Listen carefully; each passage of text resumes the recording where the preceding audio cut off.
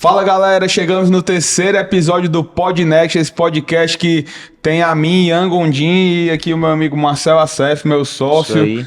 Esse podcast que é um oferecimento do Santander, da Premium ACB e da Vitrine Rodas. Hoje nós estamos aqui com o nosso amigo ilustre, esse convidado de hoje. É um nosso prazer. Presidente, né? Nosso presidente, Everton Fernandes. Quem é. E eu vou aproveitar aqui para apresentar o currículo dele, que eu pedi ali o pessoal para me mandar. Ele é sócio administrador do Shopping do Automóvel, segundo shopping construído no Brasil. Sócio proprietário do Guararapes Auto Shopping, shopping lindíssimo. Sócio proprietário da Via Eventos, que é a empresa que organiza os feirões aqui em Fortaleza. Presidente do Sindivel, o Sindicato dos Revendedores de Veículos Usados. Conselheiro do Sebrae, membro da mesa diretora da FEComércio, membro da Fenalto, e é realmente aqui uma pessoa que a gente vai aprender demais. É um prazer realmente ter aqui. Ontem a gente teve o privilégio de ser entrevistado por ele lá. Do outro lado da mesa, já estava ansioso para aproveitar e conhecer a história dela. Muito obrigado, meu amigo, por ter vindo, por estar aqui com a gente. E também quem quiser dar uma olhadinha no podcast do Everton, Motorizando o Podcast, né? É isso aí. O pessoal também pode dar uma olhadinha pela lá. propaganda, aliás. Muito obrigado, Ian, Marcel, pelo convite. É uma satisfação muito grande estar aqui com vocês. Coincidentemente, vocês lançaram um podcast juntamente com praticamente na mesma data do nosso, né? Ontem nós gravamos o terceiro episódio com vocês e hoje vocês estão gravando o terceiro episódio comigo. Então, isso aí. Existe essa interseção aí. Eu acho que a gente pode ter muitas outras conexões depois, vai ser legal. Eu tenho certeza que quem está assistindo fica até o final, acompanhe, curta, compartilhe, que eu não peço no meu, vou pedir aqui no do Ian e do Marcel. Muito bom. Muito eu bom. Esqueço, no meu eu esqueço, mas aqui no de vocês eu vou fazer esse Gente, pedido. isso é importante demais. Segue o nosso canal, curte, compartilha, faz com que esse conteúdo chegue ao máximo de pessoas possíveis. E Everton, para começar, meu amigo, eu queria que você contasse um pouco da sua história, como começou a sua relação com os carros, e aí se puder já dar um segmento, o que é que você vê e até o que fez você chegar aqui, né? Se já tinha alguém também da família que já trabalhava com isso, né, com venda. Então contem um pouquinho pra gente, Everton. Legal. Bom, primeiro, obrigado aí, porque eu nem sabia que vocês tinham pego aí um currículo da minha vida, né? Um pouco da minha história. Mas voltando um pouquinho lá para trás de criança ainda, eu sempre gostei de comércio. Na verdade, a família já vinha de comércio, né? Meu avô tinha um comércio no Iguatu, eu nasci no Iguatu, sou de lá, né? Sou do interior do Ceará, centro do mundo, Iguatu, para quem não conhece ainda, viu? Se quiser saber onde é o centro do mundo, é Iguatu. Terra boa. E é terra boa. Meu avô tinha um comércio e eu já com 8 anos, 9 anos de idade, meu pai trabalhava com ele, né? Era o meu avô por parte da minha mãe, né? Mas meu pai trabalhava com ele na época, isso em 1968, vocês nem pensavam em nascer ainda, né? Mas longe. Eu levava o almoço do meu pai e quando às vezes, e dia de sábado no Iguatu tinha feira, né? As ruas eram ocupadas pelos feirantes e tal, tinha muito comércio muito forte. Eu, às vezes, pegava uma caixa de pentes e ia vender na feira, né? Então, já com pequenininho, já ia vender. E quando eu ia nas minhas férias também para o Iguatu, eu pedia ao meu avô lá uma caixa de pente, alguma coisa para ir vender e saia vendendo na rua. Então, já tinha esse tino, mas deu uma pausa, né? Questões de estudo e tal, e segui os estudos. Mas, quando eu estava na faculdade, eu tive a oportunidade de trabalhar também, fazer as duas coisas em conjunto. E fui trabalhar no setor automotivo já com uns 21 anos, mais ou menos. Só que meu pai já era do ramo, então meu pai tinha, quando saiu do Iguatu, veio para Fortaleza, foi trabalhar na Ceará Motor, né? E lá na Ceará Motor ele começou como avaliador de usados e chegou até a ser diretor. Show. Então, assim, por conta da convivência, né, com meu pai e aquele conhecimento já no trato com os carros usados principalmente, que era mais a área dele, a gente acabou enveredando por essa área também. E comecei em 1982, primeiramente vendendo motocicletas na Honda. Depois, em 1983, eu passei a vender Volkswagen, né? Surgiu uma vaga de vendedor da Volkswagen, eu fui para lá e depois fui trilhar caminho solo, né? Ceará Motor também. Na mesma concessionária. Na época não era na mesma concessionária, mas era do grupo, era na Fasalto, né? Que é o mesmo grupo. Sim. Então eu trabalhei em 1983 na Fasalto e passei uns 2 anos por lá e depois fui trabalhar de forma independente E hoje estou aqui, já tenho meus filhos trabalhando no ramo também, todos 3, por sinal, né?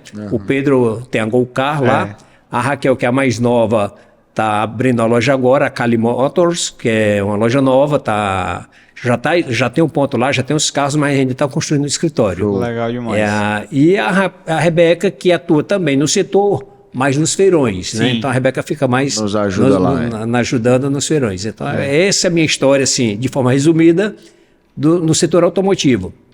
Como eu já tenho bastante tempo e a gente acabou gerando muitos relacionamentos. Sim. E sempre tive muito próximo do sindicato, né? Sempre muito próximo do sindicato, e fui presidente do sindicato em 2008 até 2010. O nosso período como presidente na época era para ter sido de 4 anos, eu antecipei 1 ano, porque nessa gestão a gente entrou no sistema FEComércio, né? Na base de sindicatos da FEComércio, e eu tive que antecipar para fazer o alinhamento das eleições nossa com a da FEComércio. Então a gente antecipou 1 ano, aí passei para o Roberto Nestor, ele passou 8 anos, e depois desses 8 anos do Roberto, me pediram para que eu voltasse ao sindicato novamente, e aí a gente está aí já no segundo mandato agora dessa segunda etapa, né? Tirando naquele primeiro período, nesse segundo a gente já está aí, e por conta desse tempo também a gente acabou fazendo parte também da diretoria da Fenalto, que vocês tiveram, aliás, você, né? E o Marcel vai esse ano, no congresso lá da Fenalto no final do ano, né? Que vale a pena, é show de bola, muito aprendizado. Fazer a propaganda aí da Fenalto. Sim, vai ser, se eu não me falha a memória agora, eu falei ontem, né, no nosso podcast, mas acho que dia 3, 4 e 5 de dezembro. Vai ser a primeira terça-feira, quarta e quinta-feira. Né? Então, se não me falha a memória, 3, 4 e 5 de dezembro. Vale a pena quem for revendedor, quem trabalha no ramo automotivo, no setor automotivo, mesmo em outro segmento que não seja o de venda de veículos, mas está ligado ao setor automotivo, vale muito a pena. É muito conhecimento que a gente adquire lá, e o principal que eu acho são os relacionamentos que são gerados enquanto a gente está presente lá, né?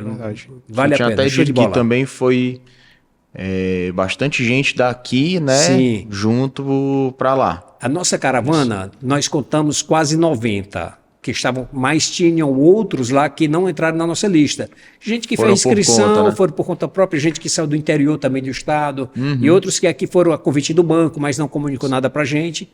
Então, eu imagino que a gente tenha tido aproximadamente 100 pessoas do nosso ramo no Congresso da Fenalto.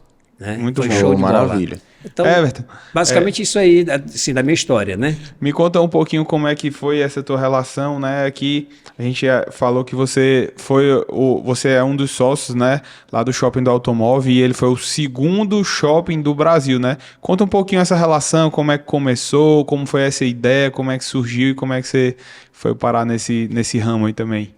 Em 1996 e 97, eu acho que vocês estavam nascendo nesse período aí. Tinha 2 anos. Estavam nascendo. Mas estavam nascendo vocês aí. Em 96 e 97 tiveram 2 crises mundiais, que foi a crise russa e a crise asiática, uma atrás da outra. E a crise na área econômica, né?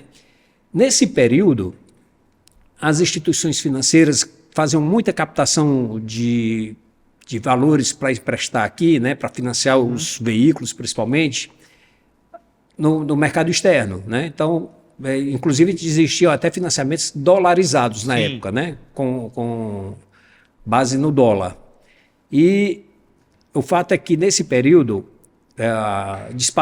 o câmbio disparou, e a crise generalizada, e os bancos tiveram muito problema de inadimplência, principalmente aqueles que estavam com os valores para os recebíveis com lastreados no dólar. Né? Então, eles tiveram certa dificuldade de trancar as portas de financiamento.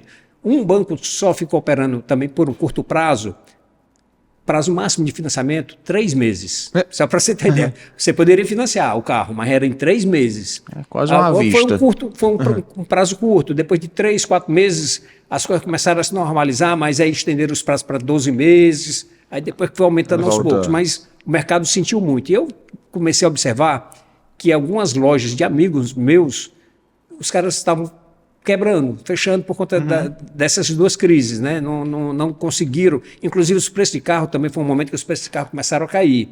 E quem não realizou prejuízo rápido, ficou segurando os preços dos carros, acabou tendo muito mais prejuízo. E a gente começou a conversar dentro do sindicato sobre os problemas que estavam acontecendo, né? E conversando, inicialmente eu comecei a conversar com o Milton Júnior, que era o nosso sócio, hoje ele mora fora do país, mas eu conversei muito com ele, aí depois levamos a questão, né, e uma possível solução para o Mota e o Augusto. O Augusto era o então presidente do sindicato, né? Uhum.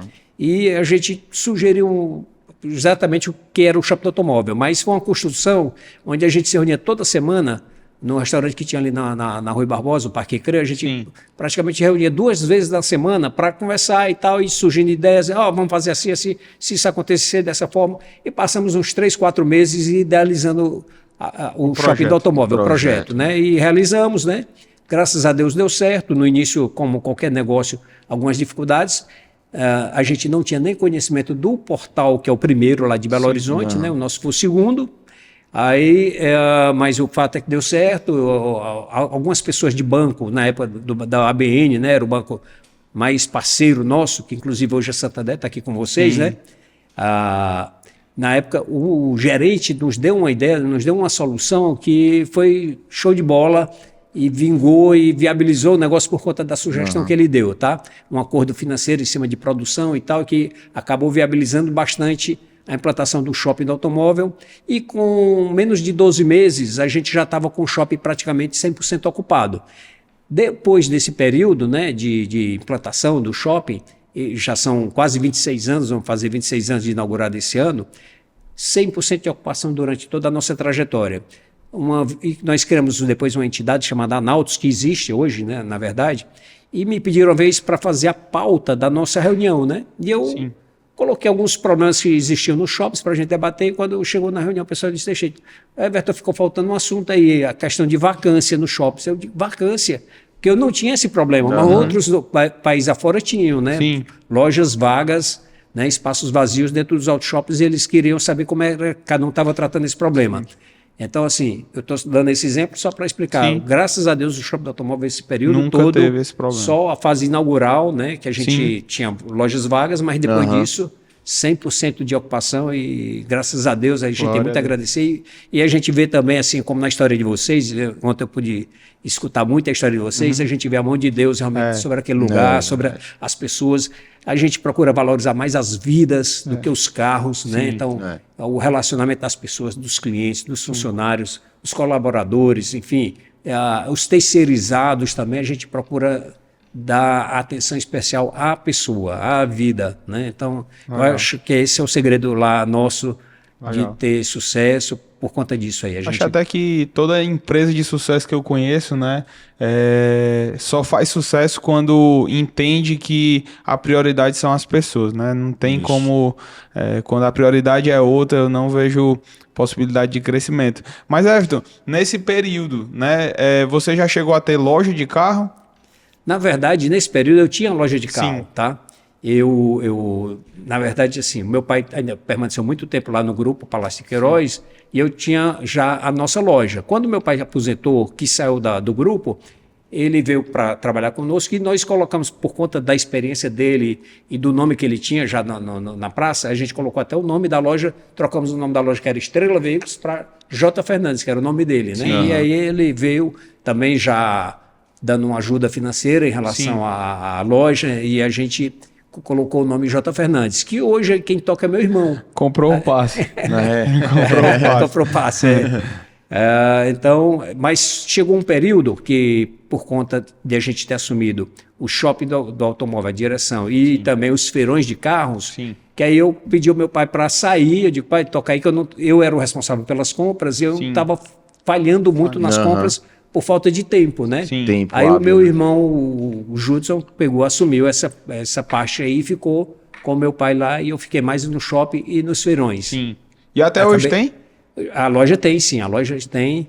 Né? Meu pai já não é mais vivo, mas o meu irmão toca a loja lá, fica lá na José Bastos, no Alto Shopping de José Bastos, né? A loja dele. Show. Tinha que ser num shopping, né? Tinha que ser no shopping. Inclusive, assim, perdão. Não, pode falar. Tanto o Alto Shopping José Bastos quanto o Conceito, né, eu não faço mais parte de nenhuma dos dois, mas a gente teve uma participação assim, no início, por conta do sucesso que a gente teve, o conhecimento, né, algumas experiências até negativas, mas que serviram para a gente corrigir nos demais shoppings. Né, lá. A gente, no primeiro shopping, lógico que tem falhas, né? Principalmente falhas assim de espaço físico, né? A gente não otimizou alguns espaços que a gente corrige nos outros shoppings. Então, eu tive uma participação durante 10 anos lá no Auto Shopping Zé Bastos, e no Conceito a gente passou, eu acho que 4 anos. Legal. No Conceito, né? No Conceito. Sim. Show, maravilha. E Everton, conta um pouquinho pra gente como é que se deu os eventos do feirão, né? Quando foi que o Everton começou.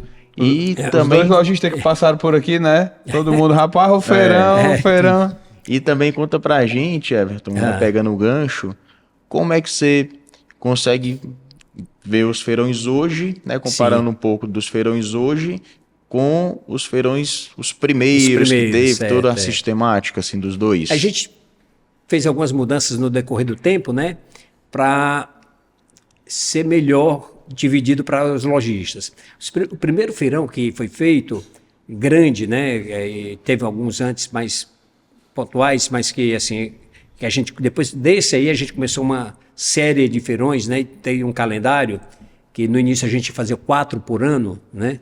Mito, nos 2 primeiros anos foram...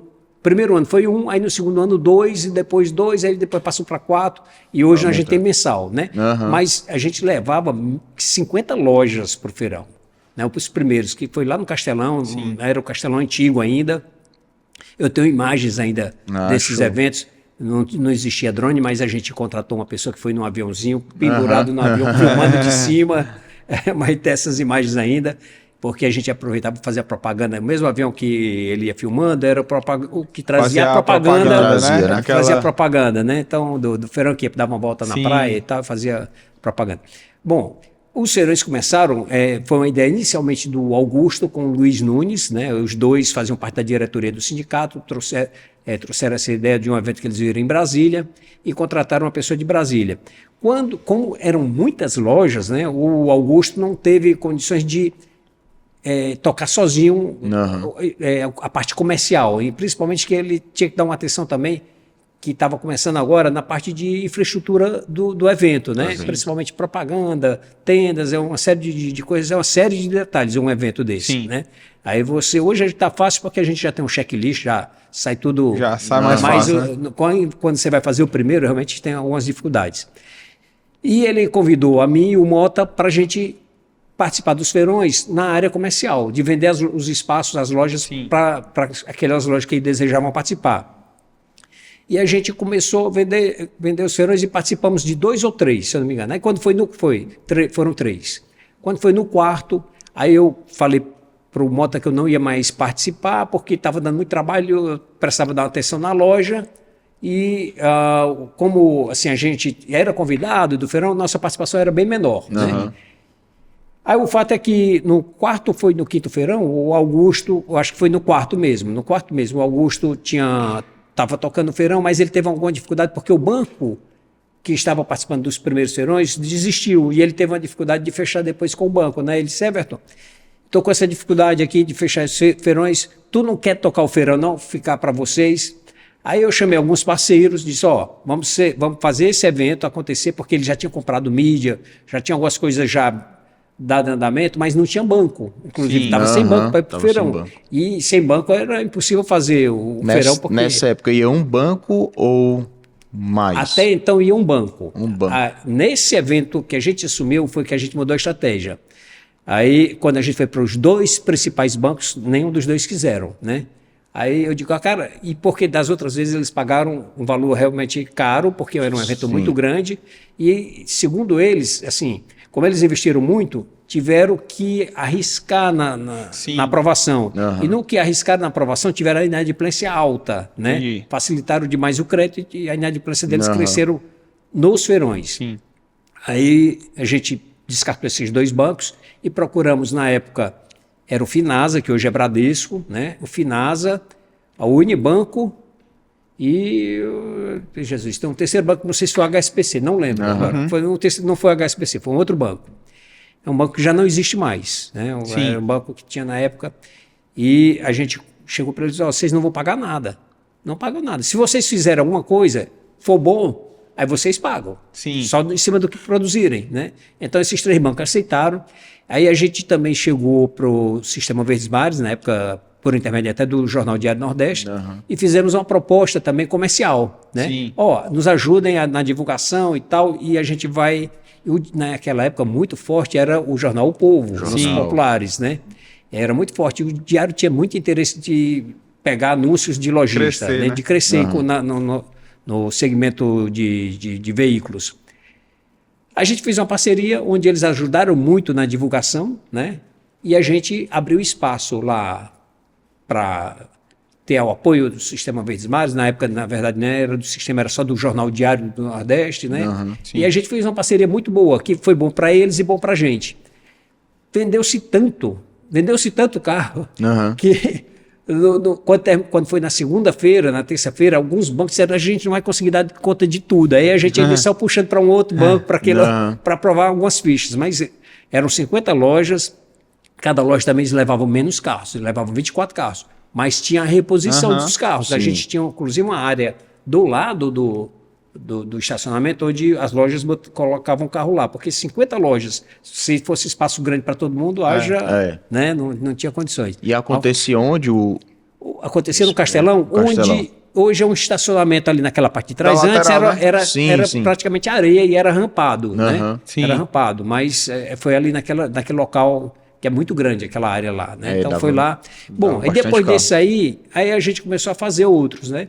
O nosso grupo foi diminuindo, né? Das pessoas que estavam participando dentro do feirão. O Milton Júnior foi embora para os Estados Unidos, está morando lá, fazia parte do feirão. No final ficou eu e o Mota, né? Sim. Aí, quando veio agora a pandemia, né? Aí o negócio desandou e a gente precisava manter um pouquinho mais a estrutura do feirão. E o Mota deu uma saída e eu coloquei a Rebeca na sociedade. A Rebeca entrou na sociedade e até hoje está aí, legal. Sendo que hoje a gente tem um calendário onde a gente até procura diferente de segurar, porque tem uma demanda demais por feirões, mas a gente entende que é um produto que se você usar demais, satura. Então tem que ter um...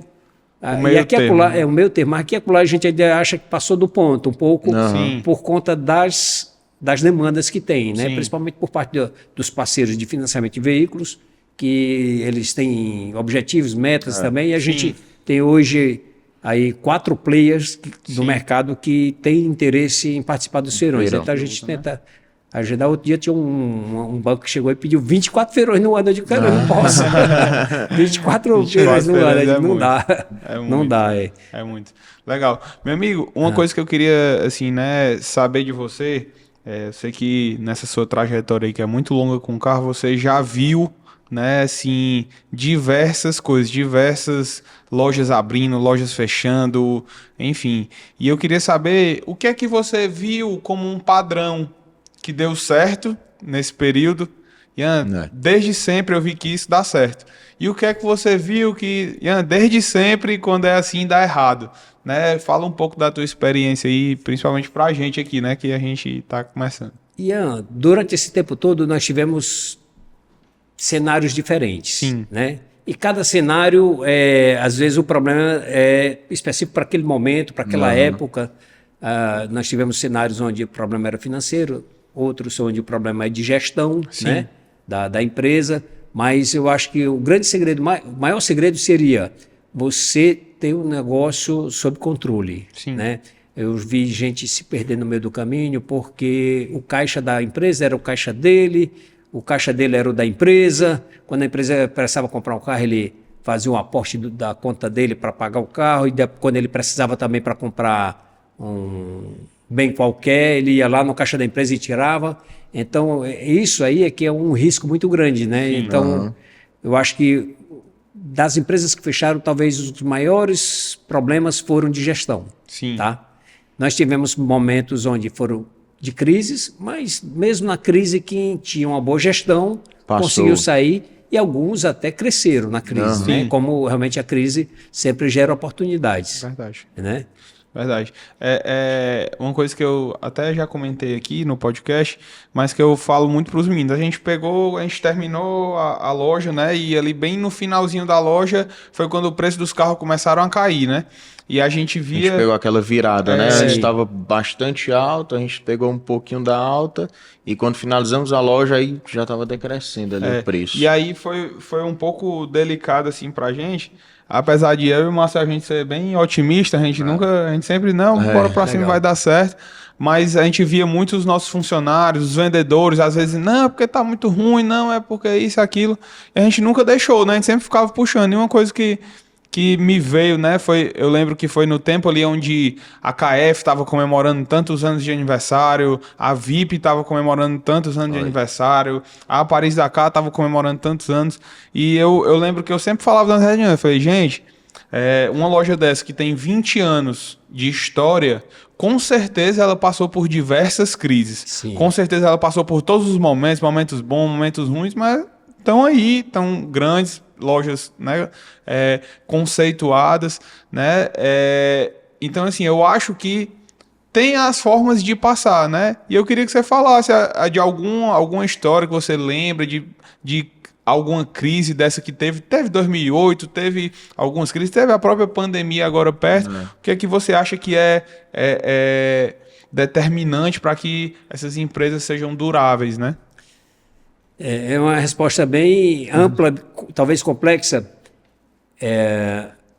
Eu vou usar um exemplo lá de trás, desse período quando eu te falei que surgiu o shopping do automóvel, até porque esse exemplo dessa loja era um cara que vendia muito carro. Ele tinha uma loja muito boa na Monsenhor Tabosa e ele gostava de trabalhar um pouco. Como ele tinha um bom nome, ele comprava carros com prazo de 30 dias, para pagar com 30 dias, né?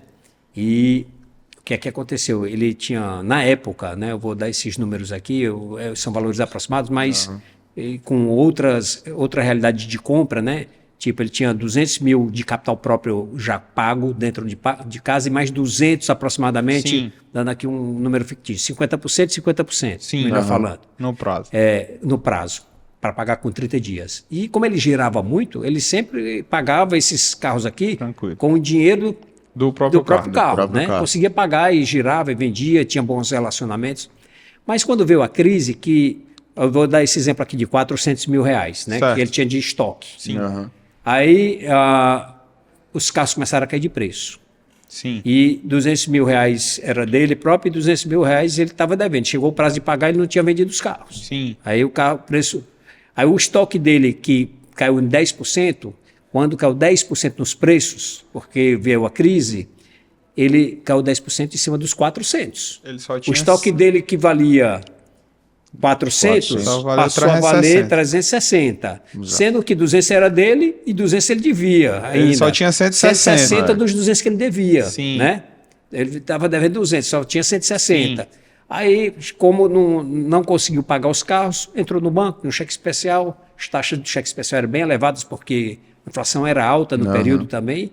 E quando depois esgotou o prazo dele, o limite dele no banco, ele foi para o agiota, algum amigo que emprestou com juros ainda mais altos. O fato é que com pouco tempo, eu acho que menos de um ano, Uma bola de o dinheiro neve. dele desapareceu. Então, por quê? Ele não teve a sensibilidade de fazer a leitura de que os preços dos carros estavam em queda e não ia voltar aquela loucura que tinha antes de preços subindo demais, e essa recuperação nos preços ia demorar um pouco. E ele perdeu tudo que ele tinha porque não realizou um prejuízo quando era para ter realizado logo no primeiro mês, que tinha perdido só os 40 mil reais. Né? É verdade. Aí, não quero perder nada, vou recuperar, lá na frente eu recupero. Então, assim, são momentos diferentes, são cenários diferentes, né?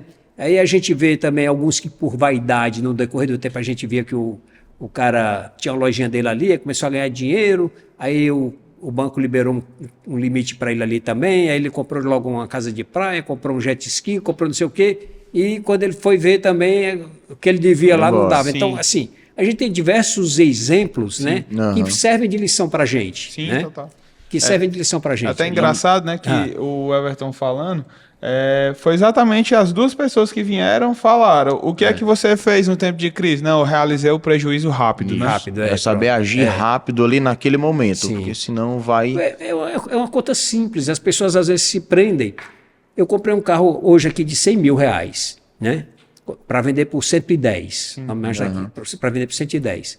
Aí ele caiu de preço e eu consigo comprar esse mesmo carro que está aqui no meu estoque, eu consigo comprar ele por 90. Eu posso vender por 95, perdi 5 nele, mas eu vou colocar o mesmo carro de volta no meu estoque mais barato. Mais barato. Né? Até mesmo pelos 90, né? Girar isso, Até pelo, Mas nessa hora o cara tem que ter esse jogo. Uhum. E ele tem que pensar que a moeda dele não o é o carro. real, é o carro. É. A moeda dele é o carro.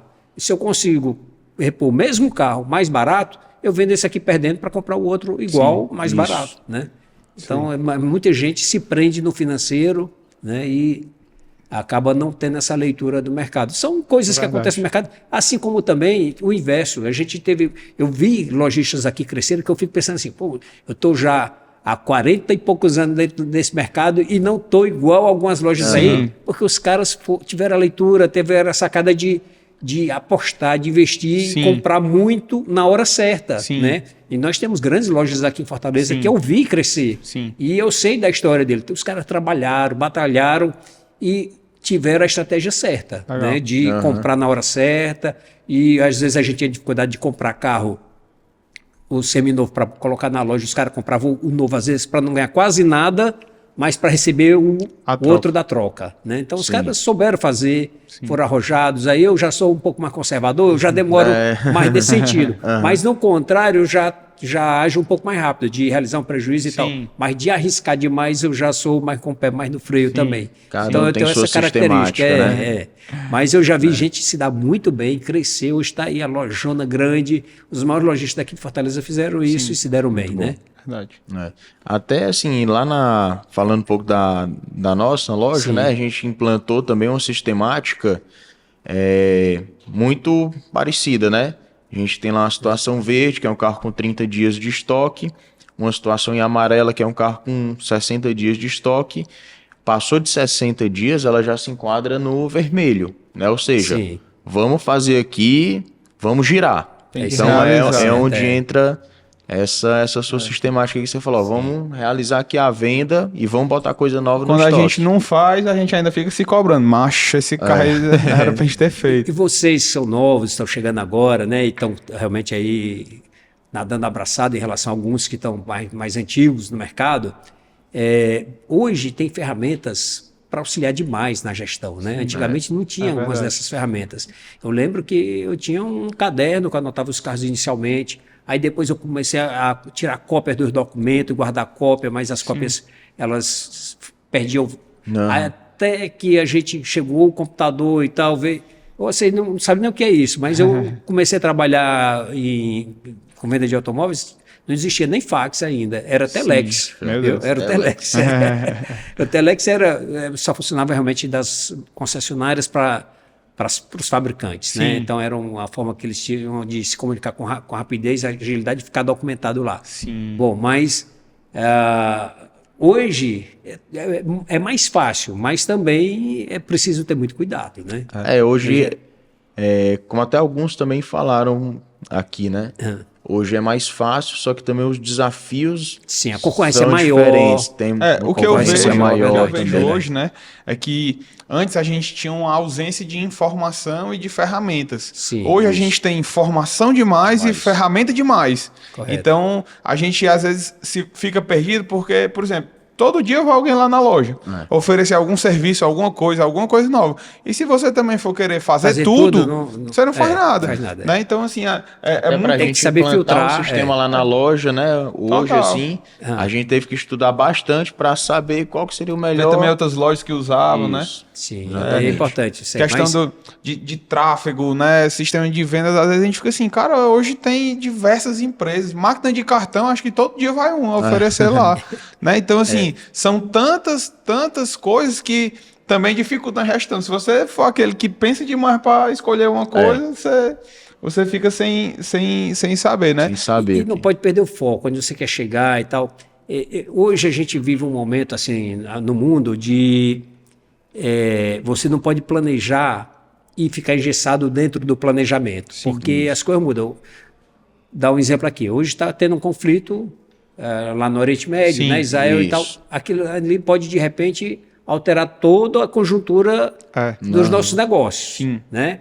Então, você tem que estar só antenado, você tem que estar com o seu projeto, a sua visão de onde você quer chegar, sempre em mente, mas, de repente, você tem que mudar de rota. Não pode ficar preso, engessado aqui numa meta, num caminho, né? Se houver alguma tempestade, você tem que saber dançar conforme a música que está chegando, né? Então, tem esses detalhes. O desafio, acho que de todo grande empresário, né? Assim. Hoje nessas coisas, né, eu tenho visto assim, que a gente tem que traçar planos e metas para 5, 10 anos. Mas hoje já não dá mais para você traçar caminhos, como você falou, para 5, 10 anos. Não dá. As coisas estão mudando a cada ano. Então, assim, a gente traça uma meta, um plano para 5, 10, mas a gente pega o caminho e vai ajustando todo ano, né? Ou até mesmo em menos tempo, né? Eu me lembrei só de uma história aqui, me permite falar aqui. Não, fica pode falar. Era até de uma grande instituição financeira, né? O diretor, conversando com ele disse: rapaz, o nosso presidente estabeleceu aqui um planejamento estratégico até 2030.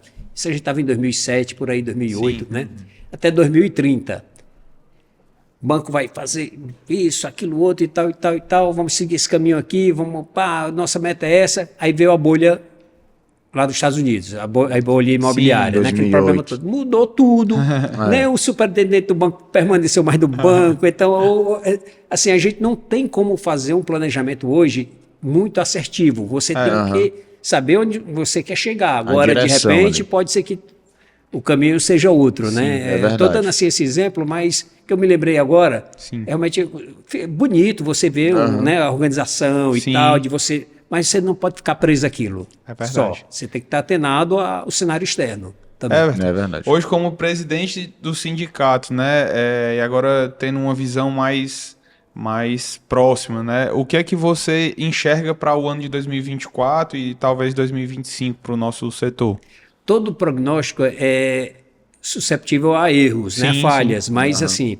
Eu estou um pouco otimista para 2024. Hoje de manhã eu estava dando uma entrevista na TV Cidade, passa hoje às 19 horas, viu? Na TV Cidade. Show. Mas eu estava dando uma entrevista e justamente a repórter estava perguntando sobre a perspectiva para esse ano e como foi o primeiro trimestre. No primeiro trimestre, nós tivemos um crescimento, eu vou tirar só a questão de um viés que aconteceu aqui no Ceará, janeiro, fevereiro, nós estávamos com um crescimento de 7%, tá? de vendas em relação aos 2 primeiros meses do ano passado. Aí, quando foi agora, março, chegou as estatísticas para a gente, tinha uma queda no acumulado de janeiro, fevereiro e março de 12%, 12,7%. Aí, então, alguma coisa errada. Se a gente estava com 7% de crescimento, aí eu fui olhar os outros estados, né? Estados do Nordeste, todo mundo crescendo na faixa de 8%, 9%, 7%, ou acho que mais baixo estava com 5%. E aí eu fui avaliar, mas como os dados das nossas estatísticas são de carros transferidos no Detran, nós estamos com um problema no Detran, que não está transferindo carro. Então, houve esse viés aí na informação, porque a informação está distorcida, né? Então, eu sei que nós estamos crescendo em vendas em relação ao ano passado, embora que os dados desse primeiro trimestre estejam somente aqui no Ceará com esse problema por conta da greve do Detran. E toda a nossa fonte de informação são os carros transferidos no Detran, né? Onde é feita essa aferição. Mas eu acho que nós vamos crescer esse ano de 5% a 6%, minha estimativa de 5% a 6% de crescimento no número de vendas. Não quer dizer que a gente vai crescer também nos lucros das empresas, né? Porque cada vez mais o mercado é mais competitivo, mas alguns vão conseguir lucrar mais, outros menos, ou outros talvez não lucrem, mas o mais importante é que a gente continue crescendo. Qual a grande dificuldade que a gente tem hoje para crescer mais? Nós temos uma redução na oferta de veículos, carros de 3 e 4 anos de uso e 2 também. Por quê? Produziu-se pouco carro no período da pandemia, né? Então, a oferta desses carros no mercado é menor. Né? Então, esses carros desses anos, a gente tem uma certa dificuldade de repor nos nossos estoques e de revender também. né? Aí você Então, fica com um carro muito novo ou com um carro muito velho. onde vai ter a maior índice de vendas vai ser nesses dois extremos. É um carro muito novo, mas a gente vai ficar isso aí durante um bom tempo, até que os carros vão ficando mais velhos um pouquinho e né, Pega vai superando isso justamente aí. aquele gap de idade, que é onde o seminovo, eu acho que é muito forte, né? No segmento ali, carro de 3 anos, 4 anos, mais ou menos. E até assim, provavelmente fique defasado, porque quando o Detran voltar da greve, né, começar a estabilizar, aí vai ter uma demanda reprimida. Aí vai ter mais transferência do Vai que ter mais venda. transferências. Inclusive, assim, eu acho que vai estourar de transferências no mês de maio, mas como o Detran também tem um certo limite de capacidade humana de atendimento, né? Isso ainda vai refletir talvez em junho, julho, né? Eu acho que a gente vai ter nos próximos meses, nessas estatísticas, um aumento bem significativo por conta dessa paralisação que houve agora, semelhante quando aconteceu também na época da pandemia, que teve que parar quando voltou, se bem que as vendas também voltaram bombando tudo, né? Depois, quando tudo retornou, mais normal isso no mercado. Everton, você falou aí da pandemia, né? Eu acho que foi um grande marco para todo mundo, algo que ninguém esperava. Acho que até uma crise externa como a de 2008 ou como outra foi um pouco mais esperado porque chegou antes lá. Mas assim, uma ocasião como a pandemia que tudo parou, acho que ninguém nunca esperou, né? Verdade. Como foi para você esse período, né? Sendo que o seu forte é shopping, feirão, é tudo que aglomera pessoas, é o que você trabalha. Como foi para você? Foi um momento assim angustiante até, Sim. né? Porque aquele momento você tem que ficar obrigado em casa, né? Cumprir uma série de protocolos. E querendo ou não, já devia ter algum você não cronograma, concordando né? com alguns deles, né? Achando que alguns estavam meio que exagerados. Sim. Então foi um pouco angustiante, mas você tinha que seguir as regras, eventualmente um ou outro quebrava, mas é normal. Então, eu ia contar a história aqui, mas eu vou passar adiante. Vai ficar censurado. Eu vou passar adiante. Eu conto depois em off, depois. Pronto, mas eu quero saber. Quem está assistindo aí vai ficar na curiosidade somente. Encontrar com a gente, deixa pergunta que eu conto. Aí. Quem encontrar depois o Ian, a gente conta, Marcel, a gente conta. Vocês contam aí. Eu já ia dizer a Adélia também. Gente, pra quem não sabe, a Adélia é quem ajudou o Everton lá no podcast dele, lá no Motorizando. Né? Aqui é a Cíntia. Mas lá a vai ficar Adélia, conhecida agora e ela famosa, tá ficando viu, Cíntia? famosa, viu? Eu vou fazer igualzinho. Se chegar em mil curtidas aí a página, a gente divulga uma foto da Adélia. 1000 inscritos, né? 1000 inscritos. É isso aí. E meu amigo, assim, você até comentou que a sua filha tá abrindo uma loja agora, né? E eu queria que você, se você pudesse, com a sua experiência, né? A Bíblia fala que os cabelos brancos são como uma coroa de esplendor, né? Então, assim, eu queria que você falasse. Eu acho que você deve ter chegado para ela e falado um pouco da sua experiência, o que é que você acredita que ela deve fazer nesse começo, como é que ela deve começar, né? E a gente acredita que a gente alcança muitas pessoas aqui que têm esse sonho de abrir uma loja, de começar algo, né? E muitas vezes, como eu sempre falo, as pessoas acreditam que só dá para começar se tiver uma herança, só dá para começar se tiver ela não tem capital. Herança e o capital é bem pequeno. O capital é pequeno, mas vai ter a coragem. Mas eu acredito que não é sobre isso, não acredito que dá para ter. O que é que você falaria para sua filha que você pode falar aqui para quem tem esse sonho aí? Eu acho que, assim, a maior lição talvez que ela possa ter é algo que eu já herdei também do meu pai, que é trabalhar com seriedade, né, com ética, com honestidade. Eu acho que isso aí vai ser o principal princípio e valor que ela tem que colocar na vida dela, no negócio dela. Algumas outras coisas a gente vai ensinar, mas outras ela vai ter que aprender, né? Talvez no dia a dia, quebrando a cabeça com um ou outro problema e a gente vai tendo um aprendizado. Mas, assim, já que você citou a Bíblia, eu queria também dizer assim, algo que sempre me desafiou, né? E eu deixo isso também como legado para meus filhos, para todos eles, para os três, a passagem do apóstolo São Paulo, que ele diz assim, não vos conformeis com esse mundo, mas transformai-vos pela renovação da vossa mente, para que experimenteis qual seja a boa, perfeita e agradável vontade de Deus. Então, se você não quer se conformar, e a palavra conformar, a origem dela é de forma, ou seja, você não está dentro de uma forma, dentro de uma caixa fechada, né? Se você não quer estar limitado no seu mundo, você tem que fazer uma mudança interior em você. Sim. Não é você que vai mudar o mundo, né? Não é você. A mudança começa em você. Por isso que o apóstolo Paulo disse assim, não vos conformeis com esse mundo, mas transformai-vos. Ou seja, a transformação é dentro. Transformai-vos pela renovação da vossa mente. Então, a nossa mente é que tem que ser transformada. Verdade. A gente quer fazer ter sucesso, quer estar sempre... Então, a gente não se conformar com a circunstância, com o modelo que está sendo colocado aí afora. Então, eu acho que é isso aí que realmente vai ser o diferente. Né? Você ser diferente e você ser uma referência para outras pessoas, não se moldando ao que está posto à nossa frente ou na nossa sociedade, onde os valores às vezes são distorcidos, né, e são menos valorizados. Muito bom, Everton. Muito maravilha. bom. Everton, vou aproveitar, porque ontem ele me deixou com uma pulga atrás da orelha, ele ficou, rapaz, qual é a garagem que você... qual é a garagem que você sonha? Qual é a garagem? E eu vou devolver a pergunta. Qual é a garagem hoje que você... Não, eu quero essa garagem aqui. Garagem dos sonhos, garagem né? dos sonhos. Olha, o meu primeiro carro foi um Fusca. Sim. Então, na garagem era para ter um Fusca. Tem que ter. Diferente de vocês, que é um Porsche. Qual foi o outro carro que foi dito ontem? Foi o Porsche. Foi o Discovery, Discovery, tem um Troller. Um Troller também. Estimação, Fusca. Brincadeira à parte, mas eu gosto de carros altos, carros grandes, né? Sim. Então, eu acho que o Land Rover ia bem também. Legal, legal demais. Meu amigo, muito obrigado. Queria agradecer você pelo tempo maravilhoso. Eu acho que realmente a gente teve uma conversa aqui enriquecedora. Eu acho que, pelo menos para mim, né? E eu acho que a gente se aproveita aqui do podcast para aprender, para absorver, né? Algumas com ideias, certeza. É isso aí. Eu pensei que a gente estava começando agora. Mas passa rápido. Passa rápido. Mas eu queria realmente agradecer e dizer que foi um prazer ter esse momento aqui com você, né? Espero que as nossas relações estejam cada dia mais estreitas. Queria também agradecer aqui, né, os nossos patrocinadores mais uma vez. Como eu sempre falo, esses patrocinadores acreditaram no Podnext antes dele nascer.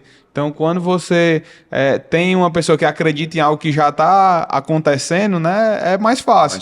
Quando as pessoas acreditam em algo que vai nascer ainda, é realmente incrível. Então, eu queria agradecer mais uma vez o Santander, queria agradecer a Premium ACB e a Vitrine Rodas, que tem estado aí conosco desde o início.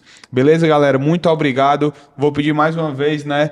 Curte, compartilha, se inscreve no canal, eu acredito que esse conteúdo precisa chegar no máximo de pessoas possíveis. Valeu, galera. Até a próxima. Valeu, Everton. Valeu. Tamo junto, meu amigo. Valeu. Obrigado. Um abraço. Tá bom, valeu, obrigado.